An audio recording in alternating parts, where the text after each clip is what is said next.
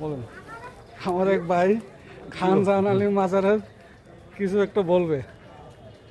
বিষয়টা হলো খানজানিল মাজার একটা স্মৃতি বিজড়িত মাজার। এই মাজারের অত্র বাগেরহাটের একসময় হিন্দুদের খুব আবির্ভাব ছিল, মানে বেধর্মীরা বেশি ছিল। তখন আল্লাহ তালার একটা আশীর্বাদ হয়ে খাজা খানজানি রহমতুল্লাহ আলাহিম এই বাগেরহাটে এসে ইসলাম প্রচার করছে। হ্যাঁ, ইসলাম প্রচার করে বিভিন্ন খানকা করছে, বিভিন্ন ইসলাম প্রচার করে মানুষের মুসলমানের দিকে আগ্রহিত করছে। করছে। উনি ইসলাম এই হিন্দু মুসলমান ভেদাভেদ ছিল না একসময়। মানে উনি একসময় এখানে আধিপত্য স্থাপন করেছে। খুব কষ্ট হয়েছে ওনার এই ইসলাম প্রচার করতে, এখানে মুসলমানদের মানে বসতি করার জন্য।